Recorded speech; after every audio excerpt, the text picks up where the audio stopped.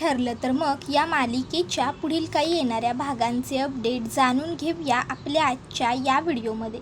चला तर मग प्रेक्षकांनो सुरुवात करूया आपल्या व्हिडिओला.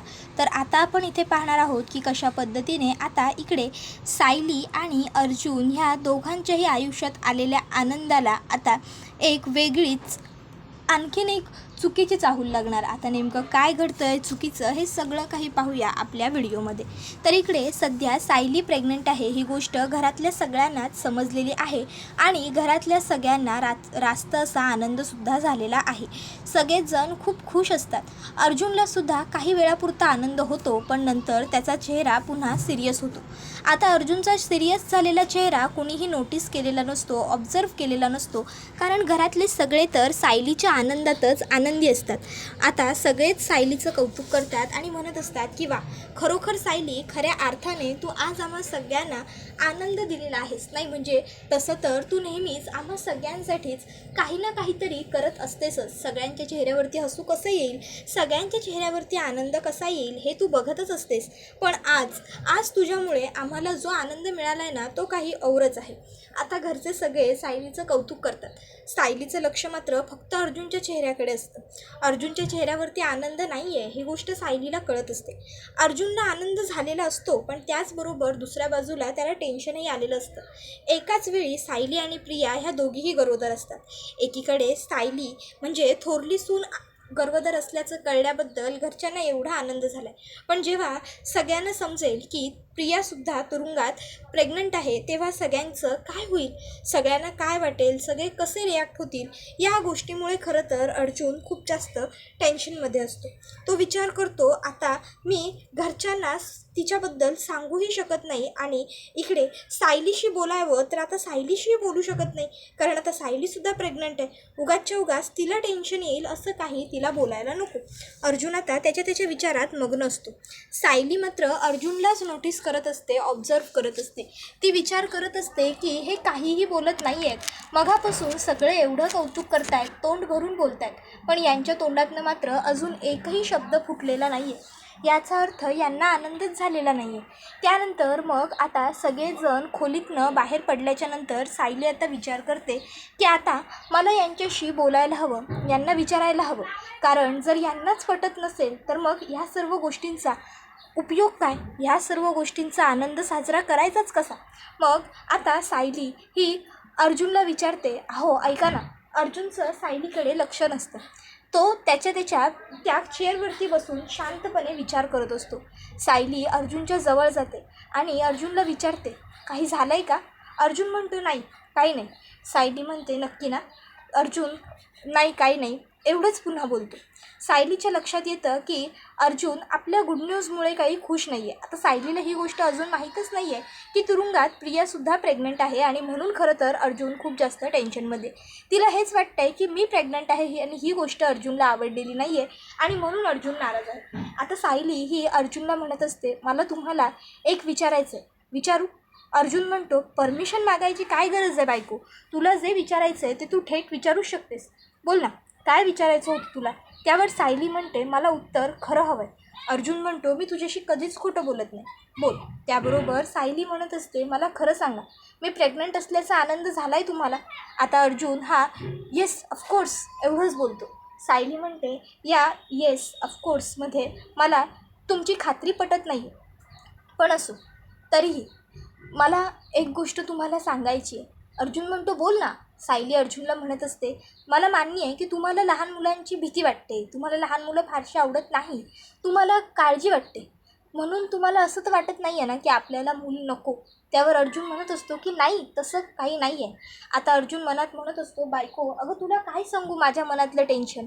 तिकडे प्रिया प्रेग्नंट आहे आणि ही गोष्ट मला तुला सांगताही येत नाही आहे. खरं तर सध्या असं वाटतं आहे की तुला एकदाचं सगळं काही सांगून टाकावं आणि मोकळं व्हावं. एकदा की मी तुझ्याशी बोललो की मग मला टेन्शन फ्री फील होईल. तर सायली म्हणते, तुम्ही सतत कुठल्या विचारात रमताय. अर्जुन काही नाही, तू बोल ना, मी ऐकतोय असं म्हणतो.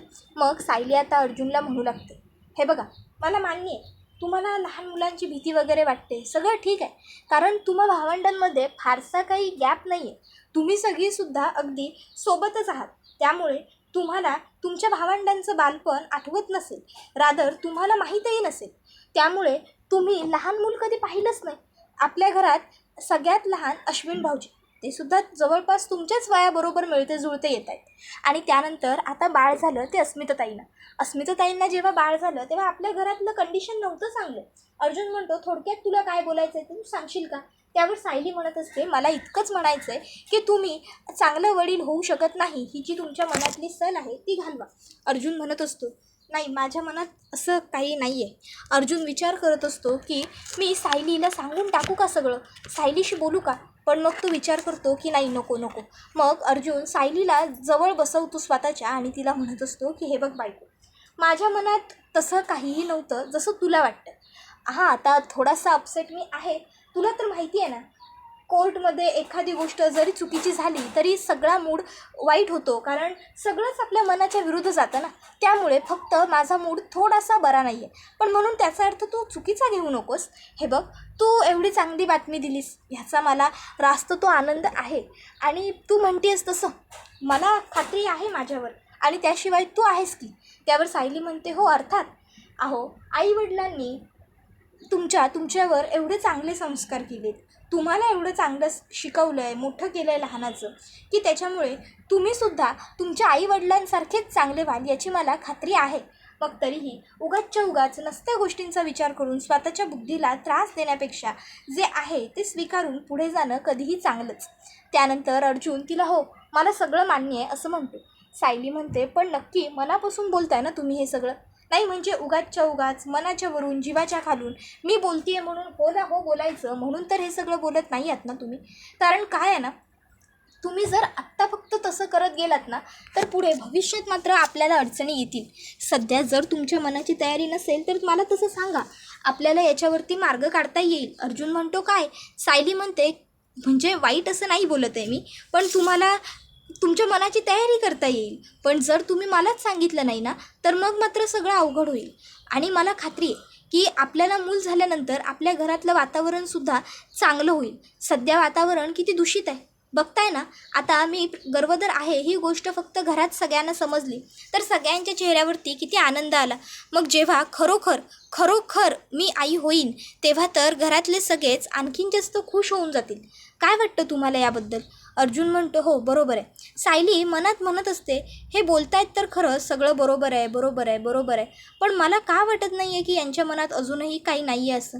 मला असं सतत जाणवतं आहे की हे माझ्याशी काहीतरी खोटं बोलत आहेत, काहीतरी लपवत आहेत. पण सायली आता अर्जुनला काही बोलत नाही. त्यानंतर इकडे जी कल्पना असते तिलासुद्धा सायली गरोदर आहे ही गोष्टीचा खूप जास्त आनंद झालेला असतो. आणि कल्पनाला असं वाटत असतं की हे सगळं मी प्रतिमाला कधी एकदाची सांगते, कारण कल्पना आणि प्रतिमा ह्या दोघीजणी नेहमीच सर्व गोष्टी एकमेकीशी शेअर करतात. कल्पना ताबडतोब आता प्रतिमाला फोन करते आणि प्रतिमाला ती म्हणत असते, प्रतिमा आज तुला माहिती आहे मी खूपच जास्त खुश आहे. प्रतिमा विचारते, अगं बाई काय गं, एवढं झालंय तरी काय तुझ्या आनंदाला उधाण येण्यासारखं? त्याबरोबर मग कल्पना म्हणते, तू गेस कर. प्रतिमा आत्या म्हणते, काय प्रताप भाऊजींना चांगली एखादी मोठी ऑर्डर मिळाली की काय? त्यावर मग ती म्हणते, नाही गं, या सगळ्यापेक्षाही खूप वेगळी बातमी आहे. आता कल्पनाला काही सांगूनही प्रतिमा गेस करू शकत नसते. मग शेवटी कल्पना म्हणते, सायलीला दिवस गेलेत.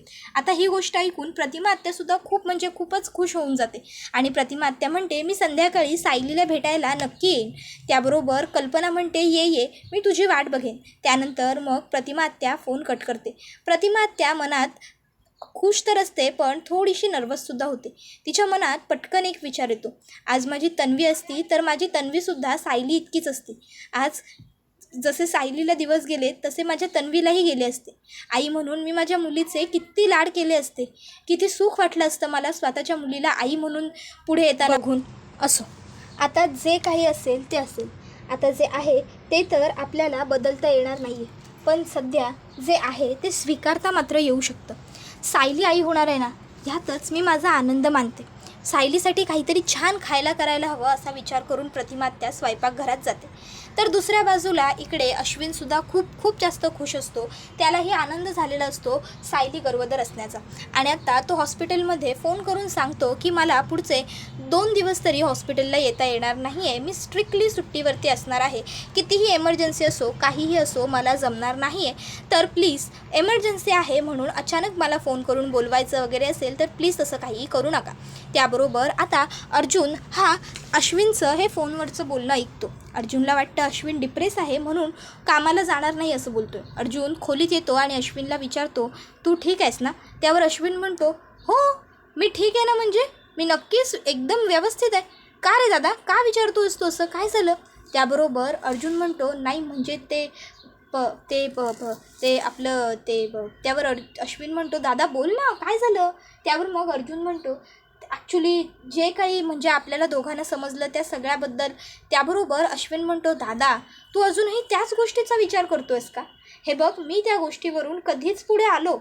हे बघ दादा, पहिली आणि सगळ्यात महत्त्वाची गोष्ट, ती मुलगी ना डिझर्वच करत नाही की आपण तिचा एवढा विचार करावा.